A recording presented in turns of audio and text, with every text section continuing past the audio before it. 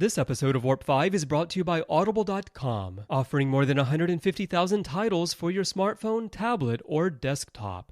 To get a free audiobook of your choice, visit audibletrial.com/trekfm. Also, help us keep Star Trek discussion coming to you each day by becoming a Trek FM patron through Patreon. Get access to exclusive content and become part of the team. You'll find all the details at patreon.com/trekfm. That's patreon.com/trekfm. This is Phyllis Strong, writer-producer on Star Trek Enterprise, and you're listening to Warp 5 on Trek FM.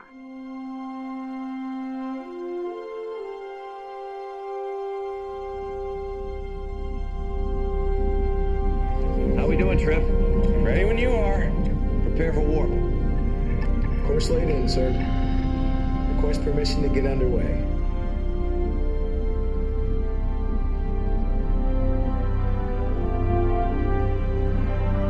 Let's go.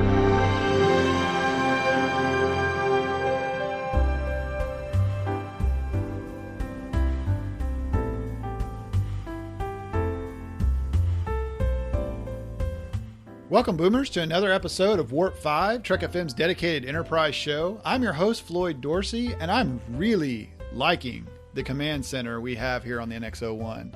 I mean, this place is absolutely amazing.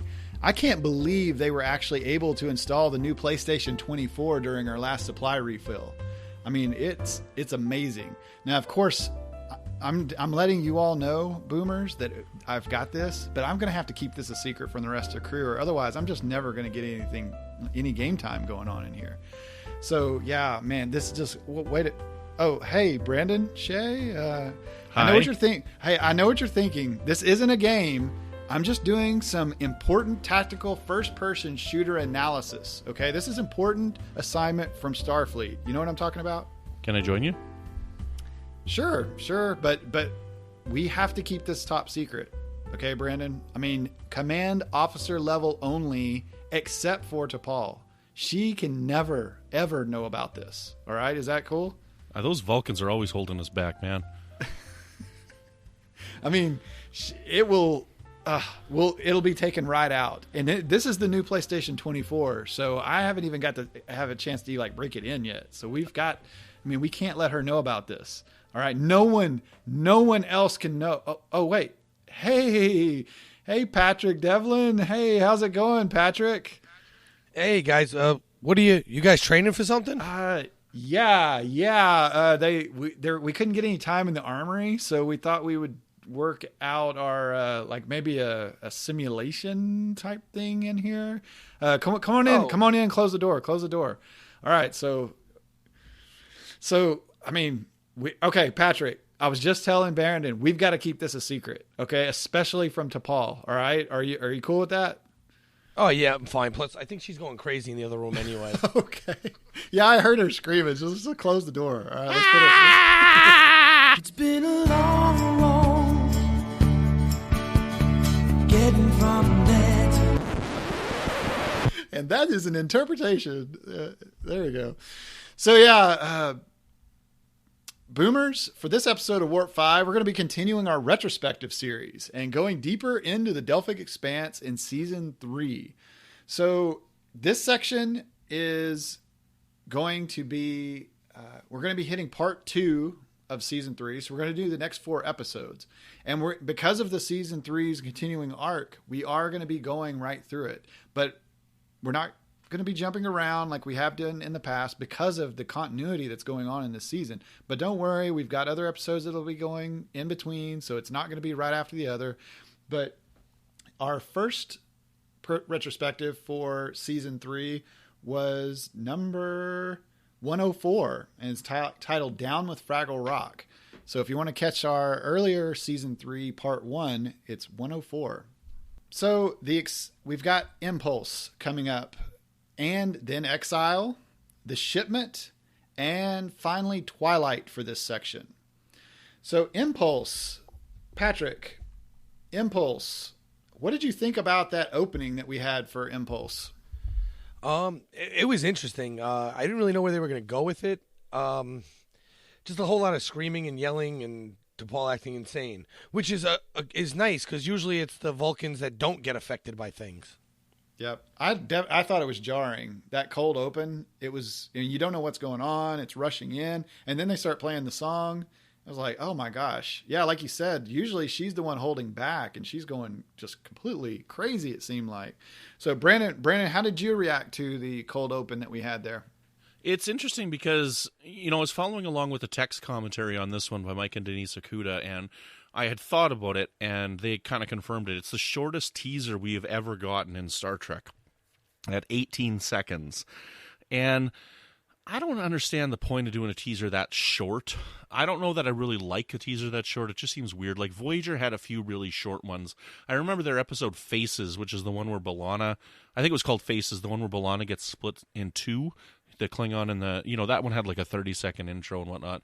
But I think, and then when you go back in to the episode after the credits, it's still in that scene. And then a little bit into the scene, it goes, one day earlier, whatever, however long before it was. So I don't know. I think they should have just had that whole intro be that whole scene. And then after the teaser, after the theme song, that's when they went, one day earlier or however many days earlier it was. So I don't know. It's weird. It's a pretty short scene. I mean, just imagine this in the days you were watching this on satellite. You're flipping through the channels. You go to watch it and it's over. Like if you missed it, if you're flipping the channels and you go to get to it, the teaser's over and you're in the theme song. You're like, oh, what, did they start it early? Right. I didn't think about that. So, I mean, if you weren't watching the TV, just maybe playing on the other side of this, if you weren't looking at it and the TV was on, all of a sudden you hear the screaming, that would make me want to look at the TV. But yeah, if you're not already there, you would have definitely missed it. Right. So yeah, it was something, even on this last time, I'd actually forgotten about it. And I've seen this a bunch of times. And when I watched it again for this show, it surprised me again. I was like, oh yeah, I forgot about her screaming and wow, it's over already. I don't know. It shocked me just a little bit. So one of the first things that we see in this episode is Trip and T'Pol talking with Archer in the background, and they're talking about bringing back movie night. So for me, that just seemed like it was a nice continuity and like real reactions. Like they were talking about how people's morale was down, and as far as just the Xindi attack on Earth and bringing back movie night. So Patrick, what did you think about T'Pol's reaction to bringing back movie night? I made perfect sense because she just shouldn't like it at all. What I liked about that scene better, though, was the fact that Archer was basically completely against it at first, and Trip kind of talked him into it. Because he's, again, we talked about this in the first retrospective, Archer is just completely driven by the mission at that moment. So he even says, oh, after we find this Xindi, we'll have plenty of time for movies. Right. And I love that part of the scene. And then T'Pol doesn't really want to go, and then she does. I mean, she eventually agrees to going, or kind of. Well, yeah, it was kind of like, okay, our only objective is the mission. We don't have time for that. If we have time to watch a movie, then we have time to go scrub a plasma injector, or something like that. You got time to lean, you got time to clean. Right. Exactly. Or get some time in the armory. Get ready, because the last time we saw the crew, it was in Regine, and they got it handed to them by the reptiles. So yeah, I could kind of see Archer maybe. We don't have time to watch TV. We need to be training or something like that. And I'm sure Major Hayes would totally agree with that. So, Brandon, what did you think about the crazy asteroid field that we got to see? I thought it was pretty interesting. It was a unique concept that we haven't seen before, with these magnetic fields making these asteroids bounce around and be pushed away from each other or attracted to each other to smash apart and stuff. So it was something different that we haven't seen in a science fiction environment before. I mean, the closest that I can recall would be the asteroid field in Empire Strikes Back, right? This is still a little bit different than that because the asteroids are moving in a much different fashion. And then we also got the overhead shot as they were pulling up to that. So that was awesome. Right. That reminded me that you were looking for an overhead shot of the Enterprise, and I completely forgot about them pulling up to this just crazy jumble of asteroids from the overhead shot. I thought that looked amazing. Mm-hmm. So, Patrick, did you see the Mako's face over Archer's shoulder as they were making their way through the asteroid field? Like, can you imagine sitting next to that Mako as Archer's trying to fly through this asteroid field, Patrick? Yeah, no, that wouldn't be a fun scenario at all.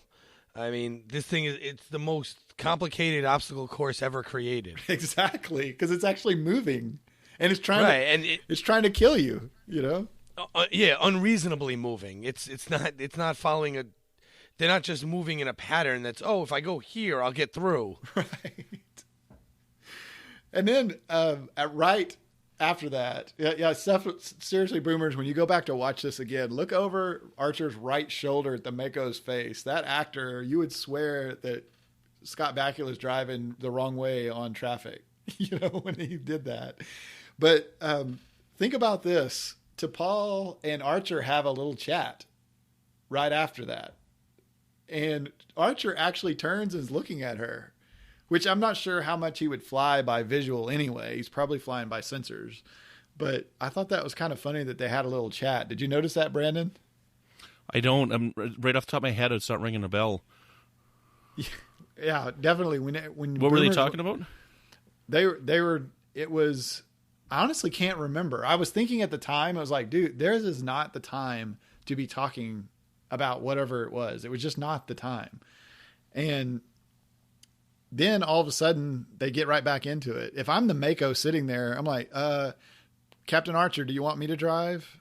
And Archer would be like, I'm driving. It's like, well, would you please, look out would you please face it forward? Cause I'm over here scared to death. So yeah, it's kind of like eyes on the road, eyes on the road. Exactly. So we got to see the cool, transporter scene where Mayweather and Tucker are trying to bring in the sample and the anomaly comes in. So a new one for the maintenance crew. Yes. That was awesome. It's a really interesting scene because they have this defective anomaly that totally messes up with the full transport, right? And it ends up like embedded in the wall and everything. So that was pretty cool. Right. And actually that reminded me of from Strange New World where they transported the crewmen in with the leaves, and they couldn't tell the difference between leaves. It kind of reminded me of that a little bit. But yeah, when they get into the ship, though, what did you think about seeing the inside of the Vulcan ship that was trapped inside there, Patrick? I thought it was finally we were getting to see more of the Vulcan stuff. We've been hearing for years, for the seasons, that they held us back. They have such better stuff, but then they don't show us any of it. And then it has that creepy aura of, like a zombie apocalypse kind of movie type deal going on at first. Oh yeah. Before you really find out what's really going on. Right. Yeah, it definitely had a classic horror movie feel to it. Brandon, you're a horror film fan. What did you think about it? Well, this episode in general, I'm really glad that we got, and I really enjoyed it on this rewatch here, because back in the end of season 2, with is it the Xindi or the Expanse? That's the last episode of season 2. The Xindi, the Expanse, and it was whichever one the season finale is for season 2. You had Soval telling this story of these Vulcan ships that have gone into the Expanse. And he said something along the lines of like they were anatomically inverted when they came out of there, right? So that it leaves these weird imaginations, it leaves it to your mind, to your imagination of what's going on. And usually in science fiction, they just leave it at that and they never really follow it up. Or when you do follow it up, it's never really as bad as they originally made it out to be. Right. So in this, to get the fact that they're actually allergic basically to this Trillium D and it causes them to go insane, and that's why, I'm really glad that we got a follow-up to explain it, and I find it to be a believable, because it's an interesting reversal in that Vulcans are usually immune to everything in Star Trek. Everything that affects humans doesn't affect Vulcans, so it's kind of nice to see something that only affects the Vulcans and doesn't affect the humans. That's a great point. So basically what we had was we had a ship that went into the Expanse, and what Saval was talking about was a Klingon ship had actually tried to come out, and they made their way. They were able to make it out of the Expanse, but they were all turned inside out. Mm-hmm. The Vulcan ship then, yeah. Right, and the Vulcan ship was inside the Expanse, and they got the log back from it, but they actually ended up like destroying themselves. Yeah. So the ship that we actually see in this episode is the one that was sent to rescue the Vulcan ship. Right. That ended up just being destroyed. So yeah, I do like that they had an explanation for it. It wasn't just magic or just, whatever, was going on that made them, go crazy or destroy their ship or whatever. We actually had a reason, maybe like a scientific reason. They're actually allergic to this substance. So yeah, that was great. And they also show there when you're watching it, if you blink, you miss it.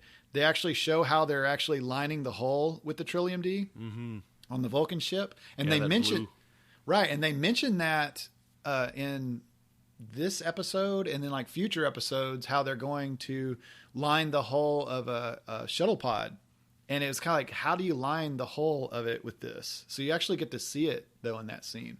Yeah, and the way that it's shown on screen, it almost looks like it'd be like icing a cake. You take this Trillium D, you melt it down, and then you like spread it on the hull, and that's what helps to protect it. So that's how I see it, anyways. Right. Yeah. So, or like kind of like Play-Doh or like a clay or something.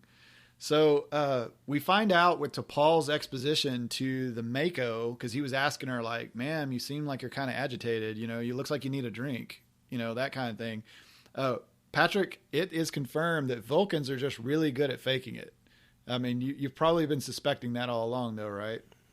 A little bit, just a tiny bit. Right. No, but it's. I like the change as she gets more and more annoyed too. It's not just she's T'Pol, then she's crazed lunatic. It's little things happen kind of and lead right into it. Yeah. Yeah, I can imagine that Jolene Blalock had a good time with this because she's usually having to hold back.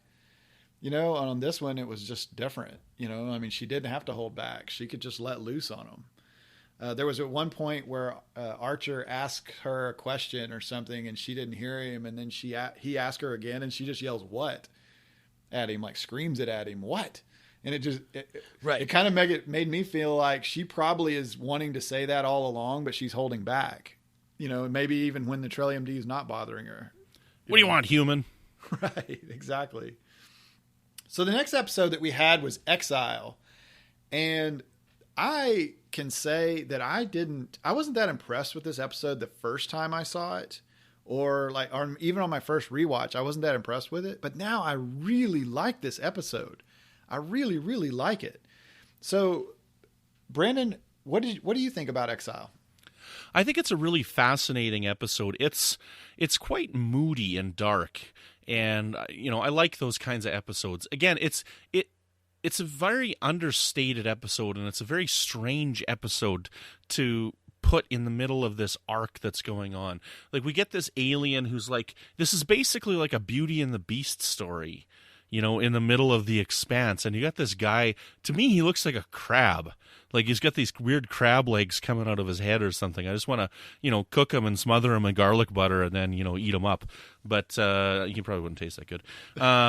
But it's interesting that it didn't really go where you were expecting it to go. I mean, when they showed these graves outside, you were expecting him to maybe, I don't know, he's like some soul sucker or something like that, and that's what Star Trek generally does. When you find these bad guys, they suck their souls dry, and that's how they survive for so long and whatnot. And I get the impression from this guy that, while what he was doing was kind of wrong in forcing these, I'm assuming they were all women. I don't think they said whether it was a man or a woman for any of the other ones.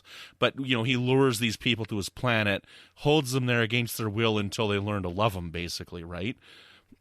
but it's interesting that he just wants the companionship. I didn't get the impression that he was actually taking anything more than companionship from these people, right? So you have sympathy for this person. What he was doing is wrong, but you do have sympathy for him.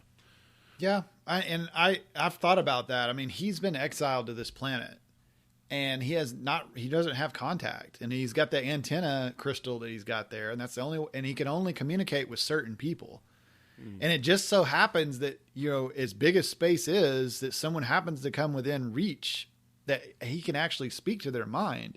I mean, it's really kind of a sad thing. And you do have some sympathy for the guy, but then, the way he goes about it's kind of creepy, So like when it shows them walking up to the castle, and I get the feeling of original series. In original series, we had a castle scene, like the front of a castle scene. It comes up in The Cage. It comes up in Cat's Paw, like the Star Trek castles. This reminded me so much of those original series castles. Or, I mean, it's one castle, but it appears in those episodes. So I thought that was pretty neat. So what did you think about the setting that we had there, Patrick? I think actually Brendan hit it on the head. It even the castle gives you like the Beauty and the Beast feel, and it gives you this. It gives you kind of a weird feeling because you don't really know. Like, this guy offers to help, so they go, and then you get to this eerie, creepy looking castle. Then you get inside the castle, and everything in there is kind of creepy looking. So now you start wondering what's really going on here. Is he actually a Xindi? Is he not? Is he helping them? Is he not? And I don't know. It just it was, the whole episode had an eerie feel to it from start to finish.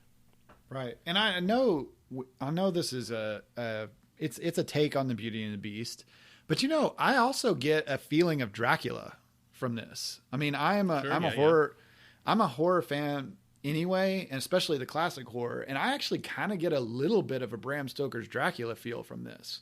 He lives alone, he's trying to get a companion. I mean, I know that's not really what this is toward, but I mean, it could be. I mean, I get a feeling of it. And then with the graves outside, it was... Yeah, and even the way the castle is done, the deck, the way it's upheld, I could see a Dracula feel. Right, and it's almost one of those, I don't know if he tells her not to go in certain parts of the castle, but I mean, that is part of the Bram Stoker's Dracula, is when he tells Harker, you can go in the castle, but don't go in, just anywhere. Don't go in this wing, or don't go there because the castle's so old, and that kind of thing. And I just get a feeling of Dracula when I watch that. He said don't go outside, right? He did tell her one area don't go outside. Right. That's and right. in Beauty and the Beast, that he also does that. I mean, I think of the Disney Beauty and the Beast, okay, where he's like, don't go in the West Wing because it's forbidden. Right. Right? But because he doesn't want her to see the rose, but. And I digress into my Disney fandom. Tale as old as time. Oh, no. Blah, blah, blah, blah, blah. That's the words. Beauty and the Beast. Okay, so... Yeah, he makes like a weak excuse about wind because he doesn't want her to see the graves. Right. I guess, yeah. Okay. That is true, actually. So... I get a very classic TOS feel from this episode. I guess it's because of the castles, though, and I feel it. I feel it.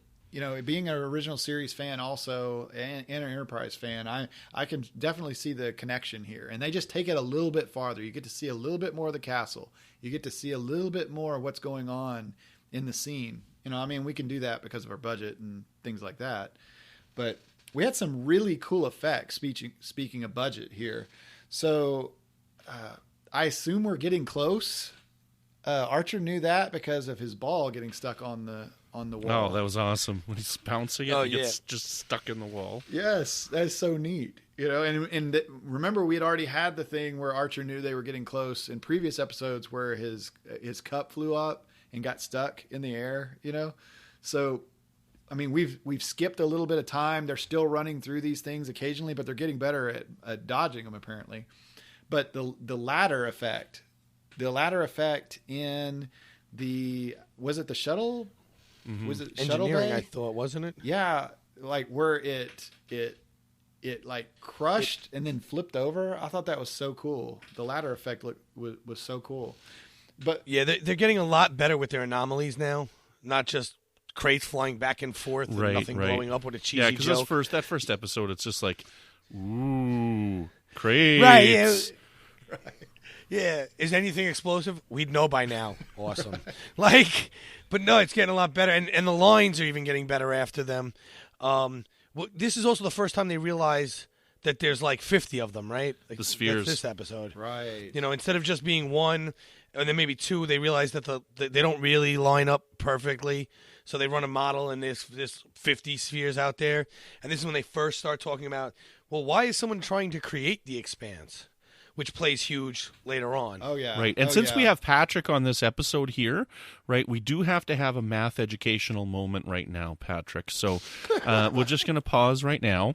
And just so you guys know, water boils at what temperature, Patrick?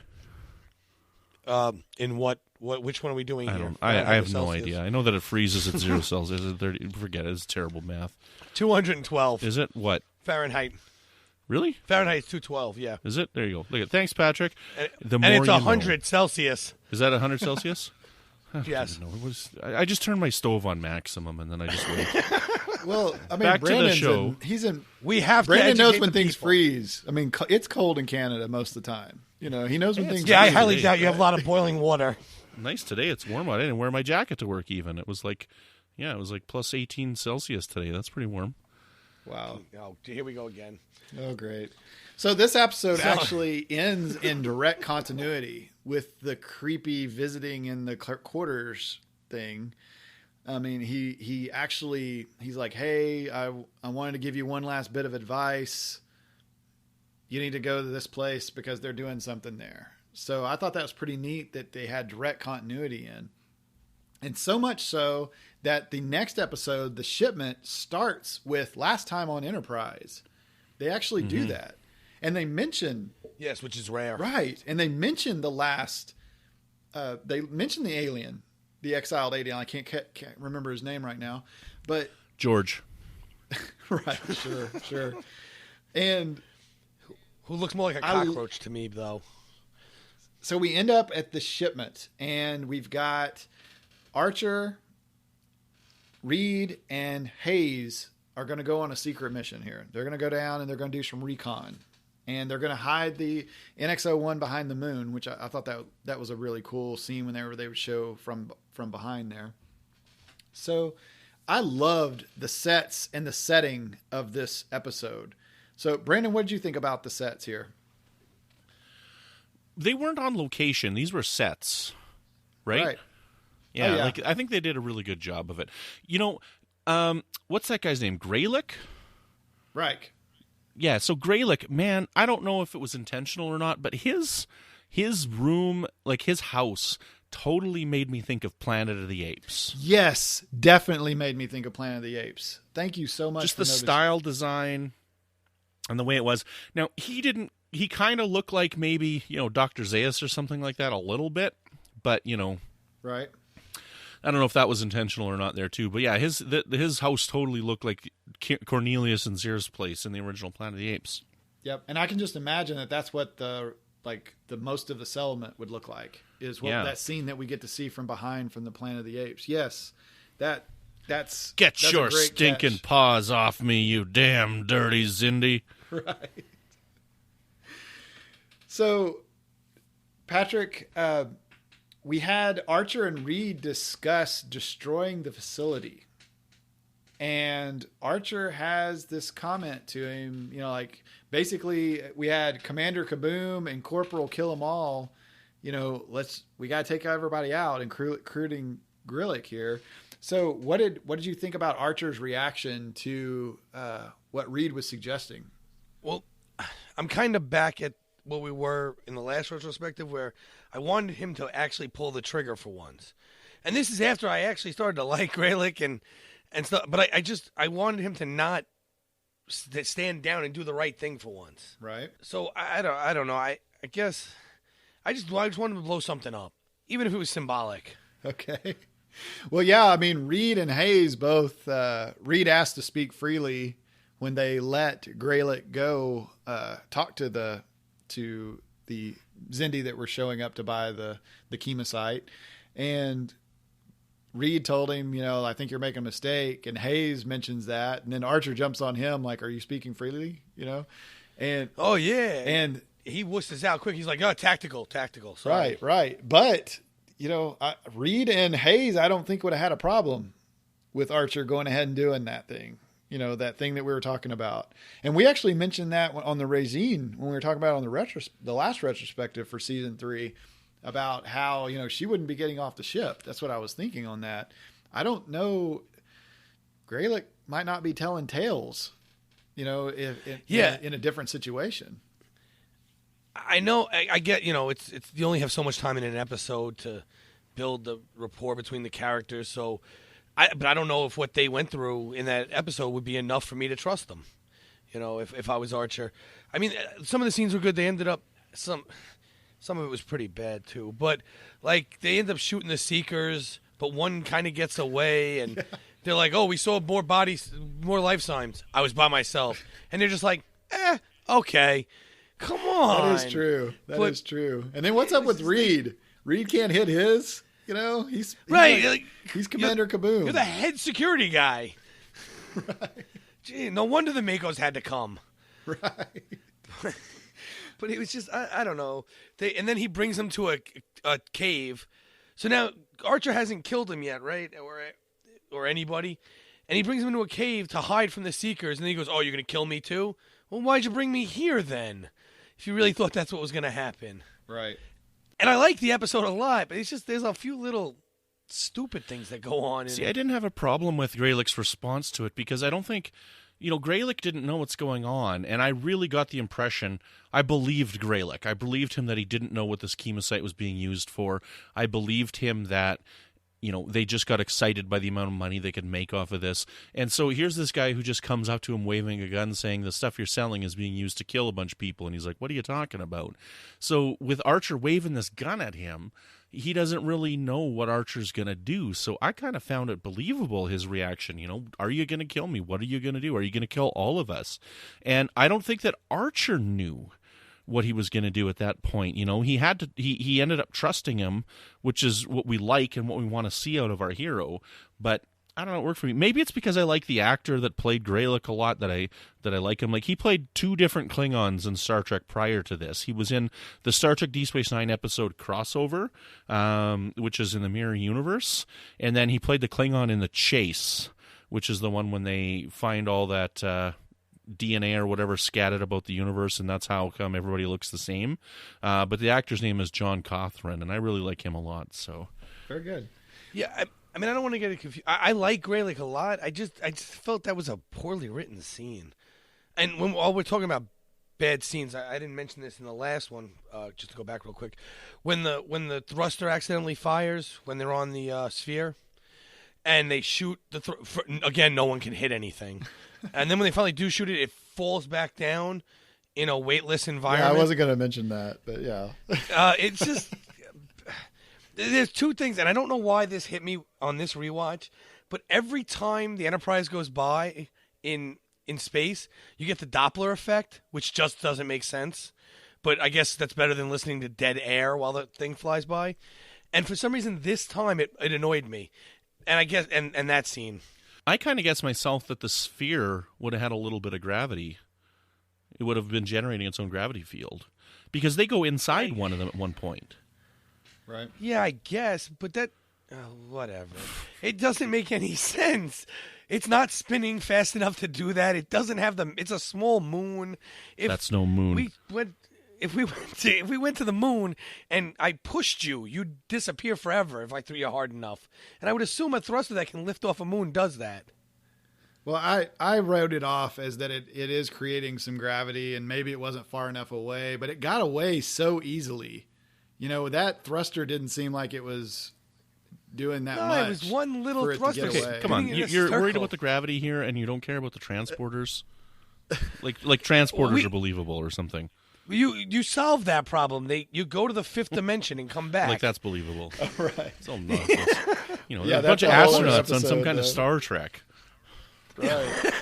So, Brandon, you were going somewhere on that when you were talking about Archer's view of them, and then as far as Grelick goes, he's seeing Archer as a crazy person with a gun in his face, standing in his living room. So, what's he going to believe? I mean, when later when he's told that there's these crazy people that are going to kill us as a species, then it would be pretty believable, considering that's how Archer saw him and Hayes and Reed all run into his house with a gun in his face. Mm-hmm. And Archer's actually coming into this assuming everyone of the species is in on it. Right. And as viewers, we are as well. Right. And this actually helps like universe building. I mean, we don't just have everyone believing the same religion, and we don't have everyone believing the same thing like we've actually had on other series. I mean, with this, for Enterprise, we have Klingons that aren't just warriors. They can do other things. And for this, we have a Xindi that's not just trying to kill all humans. Like he doesn't even know about Earth. He doesn't even know about humans. He's a businessman. He's trying to make some cash. Well, this is, and we talked about this a lot last retrospective, but we haven't really this one. This to me is screaming of a commentary on the post 9/11 Islamophobia. Right. Everyone in America just assumed every Muslim wanted every American dead, at first, and then you kind of started to realize, some of them live here already. Right. Like they don't want that. They're not the same. And then the other part of that too is with Archer running in waving a gun like a lunatic. That's how a lot of other countries saw the U.S. military at times. So who's the bad guy? Depends on which side of the gun you're standing on. Your perspective. Right. So, yeah, this is definitely an example that not everyone of a group shares the same views as the leaders. I mean, you can go back to a lot of wars. There would be just regular citizens that really wouldn't have, a problem, or they're not really to blame for what their countries are doing, because certain leaders are making these decisions. I mean, you can go all the way down the line, like the history of our planet, basically, for wars on that. And I thought this was a nice mention, a nice commentary that actually Archer learned something here. Mm-hmm. Just because they're Xindi doesn't mean they hate humans. And we can have a dialogue. We can have maybe not a friendship, but at least an understanding. Which is basically the Greylick's last line to him. Exactly. He's like, please remember that not all Xindi are the I forget the exact wording, but are the same or want you dead or something along those lines. Right. And Greylick actually tells him, like, when he's going to go talk to the Xindi, and go basically run interference for them. He was like, 7 million people. I don't intend to let anything else like that ever happen again, or at least not because of me. So, yeah, I thought that was definitely. Well, I love the conversation they had when. Oh man, I just had it in my head and it's gone. That was quick. When Archer tells him, they're eventually going to figure out that you set them up. Oh. And he kind of just took it as I can handle myself because I just really don't agree with what they're doing at all. Definitely. So on the B plot, we've got we've got things going on the ship. We've got those Trip. guns. Yeah, Trip is checking out the weapon, and he's got T'Pol and he's got Phlox helping him out check out the weapon. And we had the organic component in the weapon, which I thought was so cool. That was so cool, so science fiction with the way it was. And then it was booby-trapped to only work for that specific species. That was just genius. I thought that was so awesome. Yeah, and this is technically in the line, like this is the first time you've seen a phaser or something like that on Overload, right? Right. As far as the timeline goes, but yeah, I thought it was interesting, and I interpreted it that the gun itself was programmed to read the DNA of like a Xindi, reptilian or whatever, and that's the only people that could fire that weapon. That's how I interpreted it. Right. Even if a Xindi primate tried to use it, I would think it would do the exact same thing. Yeah. Yeah. It's one of those science fiction deals. They kind of mix through other genres, like I don't know, a really bad movie. Judge Dredd had that kind of theory in it with the guns, but from like the late 90s and early 2000s, they were trying to figure out how can we give police officers weapons that others couldn't take from them in a riot situation. And this was kind of the answer. You have a worm that lives in the gun, and if it doesn't read the right biosigns, kaboom. Right. I thought that was really cool. And I actually... Yeah, I would just set it to blow up faster, though. Yeah, it was like, we got a countdown, and you've got like 10 minutes. Yeah, right? 17 minutes to get somewhere else. Right, you've got 10 minutes to drop this weapon and run away, you know? But on that scene, it is... it was never mentioned that Trip played football, but he had to have played football. I mean, did you see him drop that crewman? That was so bad. He barely missed a step. Right. And then the stuntman, I got to give the stuntman props on that because he completely sold out on that thing. When you all go back and watch this, he's like laying on the ground. He doesn't move. He is bleeding, man, after this. He died. He died. That was it. His life ended. I mean, you might as well let the thing blow up. Just hand it to him. Yeah, that was awesome. Tripp definitely played football, or he should have. Oh my gosh, he ran over that crewman, and he's a rugby player. Oh yeah, definitely rugby. There you go. No, we don't need pads. We can just go. We'll just run. Yeah, he went right through him and kept going. So then, after Shipment, we came to Twilight. Oh, we got to go. There's one more thing we got to say about Shipment here. Oh, okay. So we got a lot of backstory on the Xindi species as well in this episode. Oh yes, right? definitely. So they start talking about the avians, and we find out that there was 6 species. This civil war that they had lasted almost 100 years. Right. And then the final thing that ended the war was that the insectoids and the reptilians blew up the Xindi homeworld by like putting these bombs along the fault craters or the fault lines of their planet and blowing up. And the guy's like, I in order for me to accept this, I just have to assume that they didn't realize the damage it was going to cause. You know, like that's some really fascinating backstory for this culture. That is true. I mean, it's already amazing that they have 6 species, but then that they actually didn't get along. Mm-hmm. You know, so Patrick, what do you think about that? One of the first things that hit my head when they talked about this was, man, not only are we stuck in a war with these guys, but they're actually hardened troops. They're all used to battle with people with a lot better guns and technology, which then begs the question, what is this little ship going to do? But, you know, back to bad science. Well, the only thing that we can do is try to talk them off of it because we definitely can't fight them. You know, especially the reptiles. The reptiles are ready to fight. And they've been 100 years of training of fighting each other. They're ready to fight somebody else. So, yeah, that's a good point. So the next episode that we went to is Twilight. So this was another standalone episode that's kind of partially related to the Xindi. I mean, it's really related to the Xindi, but it's kind of a stop and pause type episode. So what did you think, Patrick, when you saw the way we got going here and we actually got to see the weapon destroy Earth? What were you thinking when you saw this the first time? I didn't know where they were going. I thought it was insane. You know, like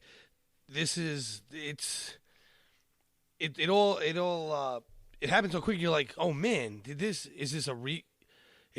he dreaming? Is someone asleep? Is this a nightmare? Where are we going? Yeah, I was surprised at it. I mean, and we actually got to see it happen. Like you'd been imagining what it would look like because they had mentioned that this could happen, and then it happens. And oh my gosh, you know, what is this? You know, you expect maybe like T'Pol or somebody to like wake up from like a nightmare, you know, or you're hoping that that's what this is. But yeah, that was very, very interesting. You're praying it's a nightmare, but it actually had a really cooler and much cooler reset button, in my opinion. Right, that is true. So, Brandon, what did you think about that? I like the episode. You know, I'm not a big fan of time travel episodes and stuff, and while this is not exactly a time travel episode, it's like kind of a time travel episode because this parasites live outside of time, and it's one of those time travel elements that when you sit down and talk about it, they don't hold up, but it doesn't detract away from the episode for me at all. And I think it's a really interesting episode, and I like seeing these kinds of episodes where you get these alternate futures. Like, it makes me think of The Inner Light. It makes me think of All Good Things, where you get this kind of, The Visitor, where you get these alternate futures, and seeing your crew in different situations. I love some of the cool callbacks that are in here, like SETI Alpha 5, where they end up going, which is cool. It's just nice to see those little Easter eggs that are there for the loyal, long-term Star Trek fans. That's like, oh, they went there to be safe. No matter what, they're going to be dead anyways in another 100 years or whatever when it blows up, right? But, it's nice to get those callbacks that are just kind of placed there for us. So I like the weapon a lot. I like the episode a lot. I think it's cool that we see the Xindi weapon destroy Earth. It's this big payoff for something that they've been talking about for, well, we're a third of the way into the season now, right? With this episode. So they've been talking about it quite a bit. Yeah, the SETI Alpha 5 was a nice, because when I heard it, I'm like, is that really what it is? Because, man, since I watched Star Trek II the last time when I saw this, I was like, is that really what they're talking about here? And, I went and looked it up, like, oh yeah, the future home of Khan. And Trip actually mentions that it's barely Minshara class. And they had mentioned that when they were going to put Khan there, that it's going to be like rough, basically. You're going to have to cut out a civilization or cut out a living out of this place. It's rough, and then. Right. And in Khan, you see it as a desert. So he even makes the little quirky comment, a little more blue and green. Right. Well, actually, for when we see it with Khan, it was because the SETI Alpha 4 or SETI Alpha 3 or something. 6. SETI Alpha 6 had actually exploded, which knocked SETI Alpha 5 off of its like closer in orbit to the sun, which destroyed all the life, or made it much more warmer on the planet. So, yeah, that was definitely a cool callback. When he wakes up in that bedroom, it has pieces of his quarters. Yeah, his quarters from the ship. And then when they show him when he walks outside, you get to see that they've used pieces of the ship to actually put this thing together. So that was like, wow, that could happen. That could happen if they actually are able to succeed on this. And the reason why it's also believable is, 12 years later, and Hoshi's still just a lieutenant. Right. She has shorter hair, but yeah, she's not. She hasn't got her own ship yet, right? And Reed is mirror verse. Yeah, he's got the goatee. Reed with the goatee, and that's how he becomes a captain of a ship that explodes. So yeah, I thought it was cool though, seeing the possible future of promotions that you had going on. With Captain Tucker and Captain Reed. Hoshi definitely needs her own ship. The only thing I could say is the only reason she doesn't have one is because she doesn't want it. But I thought that was interesting that she wasn't promoted beyond that. But yeah, it was kind of cool getting to see that. And you can think that maybe not in these circumstances, but if we had future seasons, or even beyond the series, that this is how it could turn out. Like the fleet is going to be manned and captained by the veterans of the NX-01. These are the most experienced crewmen or officers that we have in the entire Starfleet, because they're the ones that are out there doing this thing. So I could see them all getting their own ships. And we get to see that really cool ship where the warp nacelles kind of come over the saucer section a little bit. Yep. I'm sure that's been given a name for a type of class of ship. But, I think I don't think we've seen that type of ship before, but I could be wrong. Yeah, that was cool. It kind of had like half of a saucer. Yeah, that was the one Reed was supposed to take. Right. And then it blows up. So. They actually mentioned the name of that ship. So. Yeah. the George. Someone and I think. Yeah, everything's George. The USS George. No, but you know what I found interesting about this episode is, in this has always been I've always been confused as the seasons have gone on where T'Pol and Archer kind of sit. Because it seems in the beginning they hate each other, but they can't stand to be around each other. And then they like each other, and then you think they start to like each other, and then it's more like a father-daughter kind of relationship, and then he basically becomes 50 First Dates, and she falls in love with him. So, That's great. That is true. It's like, sit down and I'll tell you again, and I might not give you as many details this time, Right, and even he says, that must suck for you. And she's like, I usually kind of just kick a can at you and you leave me alone. Like, she's like, no details. Look, you can't remember crap. You're old. Your hair's gray. Leave me alone. Leave me alone, old man. But okay, so now Archer asks, how far did our relationship go? And I don't think their relationship went that far myself. Like, she just gives him kind of that look and doesn't answer him. But honestly, she says it evolved. yeah, our relationship has evolved, and he's like, how far did it evolve, right? Like, and the fans are left to wonder whether or not it got intimate, but I don't think that it did. Like, if a person's memory is fading after a few hours, you're not gonna, especially if every time he wakes up or whatever, he thinks he's still in command of the ship, and then she has to tell him, there's no way that in a day they would have a romantic relationship, and the next day it would get erased, and then they would have a Adam relationship. Sandler had kids. On Yeah, but that's a 51st comedy. 50 First Dates. But no, I actually agree with the point. But I still think, I don't think it got to that point, but it's obvious that she loves him because Phlox keeps like begging her to tell him. Right. And I think that also comes with a little bit of that regret or something, because he actually saved her. He knocked himself out, or he was trying to save her. Right. So then she has felt obligated to take care of him. And then probably just being close to him, there might be some fondness, but I don't think the relationship went that far. I think, like he mentions at the end, that she could make someone like a great nurse. I bet that's as far as it really got. I mean, she might have had feelings for him, but he never knew that. I mean, of course he didn't, because he never remembered anything, but Right. And even if he did, he forgot it like 6 seconds later. Exactly. But again, now see, that was a debate, because when I was watching this, I was actually watching them with my wife, and she, when she saw that scene, she goes, well, does he remember she was his nurse for whatever years? Explaining time travel is really complicated. And I'm like, no, and then I don't really, is it a residual memory that still fades back with like, The implication is knows it's that all she- gone. It never happened. That's the implication that I get out of the end. right, but when he makes that comment, it's like, well, maybe there's some memories that still, they sit there, but they're not, he doesn't know it. He doesn't know for a fact, or he doesn't know at all that she was a Right. nurse. But you would think before that episode happens, he wouldn't even ask her to get the pillow or turn down the lights or tell her she was a good nurse. Her bedside manner would be atrocious. But did you All see her Vulcans look would on her be. face though? I love that at the end. You make Oh, you she make a was good so nurse. annoyed. Yeah. I wish you died. Like, that's what she looked like. I wish you died. But unfortunately, we went back to a really cheesy effect with the anomaly that hurt him. But Yeah, it's just a rolling floor yeah, again. that's true. And it just kind of washed over him. Yeah, and then he can't remember anything. Right. But you know what? The reason that it was happening was because of these parasites that were in some kind of a temporal flux and all that. So think about this.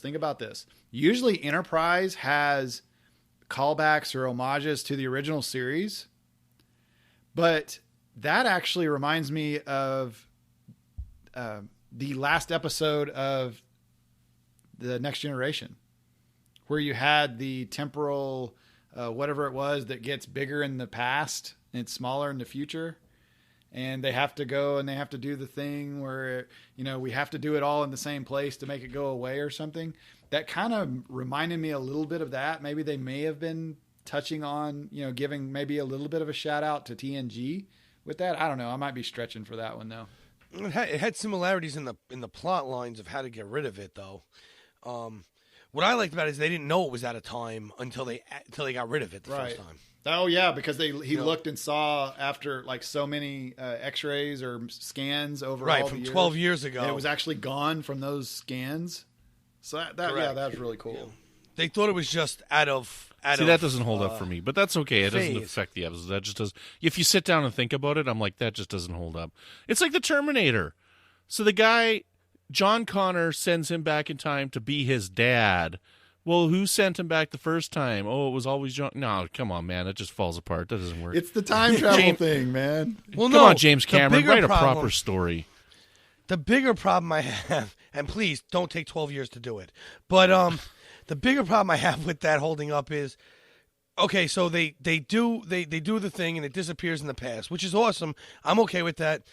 I can follow that tilt-to-twirl of nonsense and be okay with it. But my problem is then they shouldn't remember it was there 12 years ago. Exactly. So he should never notice that it didn't happen 12 years ago. I'm like the Vulcan Science Academy, man. Time travel's not possible. But it is. Yes, the problem is you can only time travel back to the first time travel. I had just exploded. I'm going to go with I'm going to go Janeway in this, man. Time travel makes my head hurt, you know. This was a video podcast. I'd insert a clip from that movie Scanners and like just. Yes. So, Patrick, what did you think about this group of episodes that we had here? Pretty strong, right? I love these episodes. They all, like you said, this isn't directly, the last one's not directly tied, but they're all tied into the story. We don't have like a throwaway like we did in the last one, really. Not a true throwaway. My least favorite of the episodes is the first one we discussed. Because I'm just really sick of Vulcans have a separate set of things than humans do, and nothing that affects humans affects them and vice versa. I guess. And I guess I don't like Vulcans. But racist. Speciest. I guess. Yeah. Speciest. But yeah, speciest. Get it right. Speciest. But no, I don't know. Just the fact that she's always the reset button. I'm kind of glad that she's the one who got affected this time, but it's still just the same old same, just in reverse order now. But every other episode I really love. I like, even though I made fun of all the science and everything, I really do enjoy all the episodes in there, and including the last one with all its craziness and even the way he like destroys them after he's dead, but it still works and it's okay. So I don't know. It's one of my it's one of the better blocks of 4 you're gonna find, I think. Yeah, that's true. So Brandon, what did you think about our group that we had here? I think that this block of 4 is definitely much stronger than the first block of 4. I think all of these episodes are really, really, really good, and it's wonderful. I mean, I can't say much beyond what we've been talking about already, but all 4 of these ones I really enjoyed, and I'm excited to be doing this deep dive into season 3. Oh yeah. This group it was really strong, you know. And then right after this we have North Star. And then it just kind of just keeps on going. And season 3 is so made for binging on this. You get into this. I can't imagine waiting a week or two between these episodes, especially with the deep continuity that they actually have. I just can't imagine. Now, with some of these... You know what else is made for binging? Potato chips. Okay. Once you pop, you just right. can't stop. Can't eat just one? Right. So Vulcan Zombies is not the only thing we've been talking about on Trek FM this week. So here's what else you may have missed elsewhere on the network. Previously on Trek.fm, The Ready Room. It's interesting how they're doing the casting, but I think it would be nice to actually have 2 ships involved, because one thing that I feel Star Trek has long suffered from, even with Deep Space Nine, which did try to break out of it a bit, is that small world syndrome. Standard Orbit. And then they kept calling me. They said, "Oh, okay, what do you want your writer's credit to read?" I said, "Oh, I wanted to read William Stape, whatever, and Stape, and I wanted to put my initial in there, whatever, McMillan." She's like, "Okay, whatever." And then I remember once they called, and I said, "Could it read story by?" And they're like, "No," you know, because that's a different level of pay, and I have to pay you a lot more. And it's like, no, I'm sorry. So that was a little naivete, a little bit, you know. The Orb. This is another thing that we're seeing all over the world, but this whole idea that just because something is hard, we should avoid it. But that is absolutely untrue. I mean, just look at your life, look at my life, I look at anybody's life, and the things where people have learned the most have been the hard things. To the journey! Yeah, she's like, "Trust me, Tuvok, I can control it." And Tuvok, last time you said you could control it, you almost melted my brain. It was an accident, I promise. And this time, she doesn't almost melt his brain, so she's definitely grown as a person. Warp 5. I don't know. I mean, based on, after watching Enterprise, Cisco, it went Cisco, Picard, Janeway, that's all the captains. There was this one guy named Kirk? Yeah, I just realized that. So it went Cisco, Kirk, Picard, Where did you and then find Janeway. this guy, Floyd? Yeah.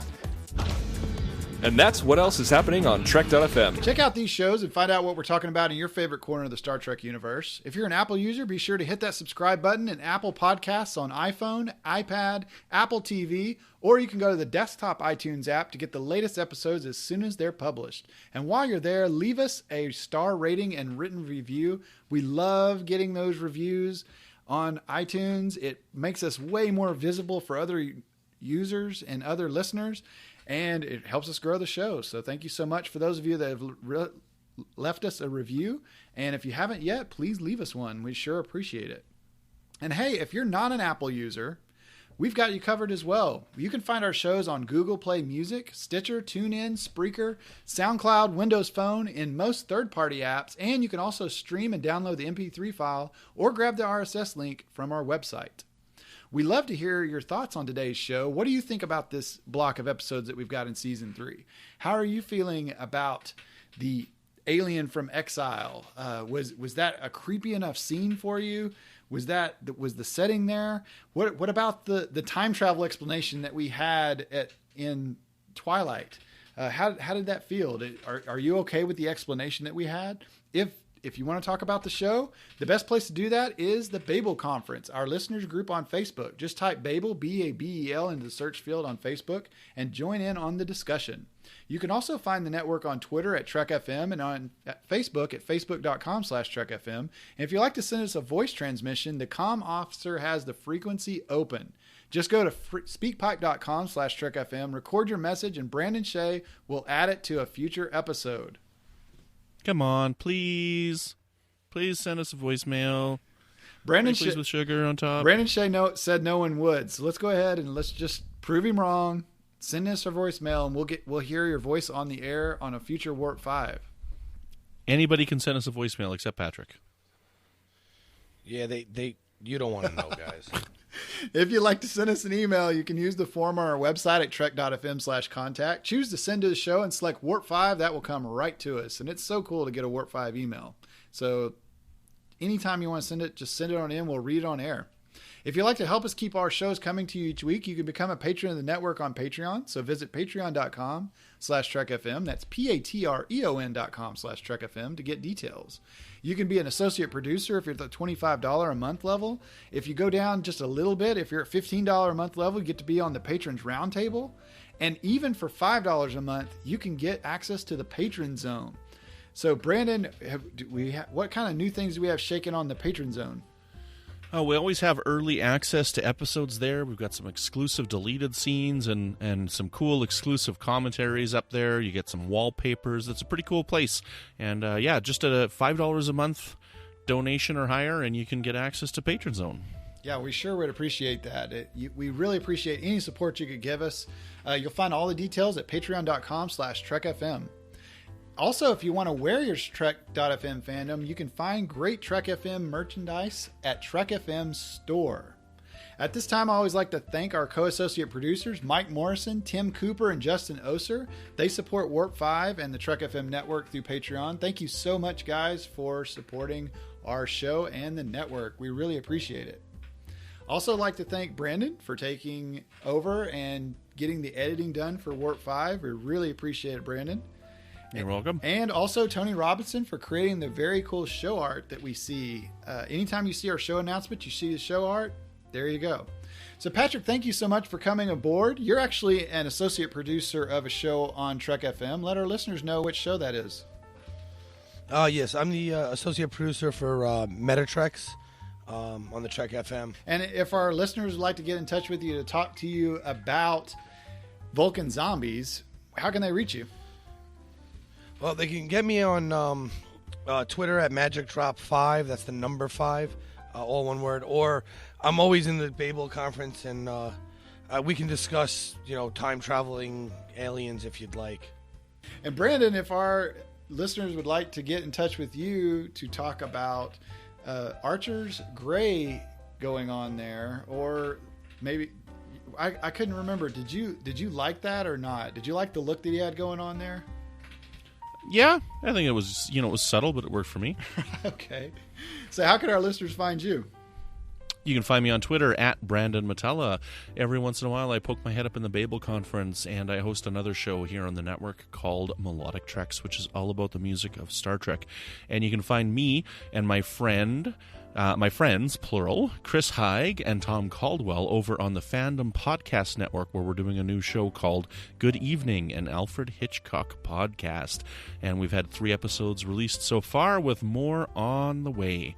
And Floyd, when you're not trying to psychically call women to your planet of exile, where can people find you? Oh, goodness. If you want to get in touch with me and you don't make me have to use my crystal to find you, you can find me in the Babel Conference, the Trek FM listeners page on Facebook. So Boomers, thank you so much for listening, and join us again next time for another episode of Warp 5.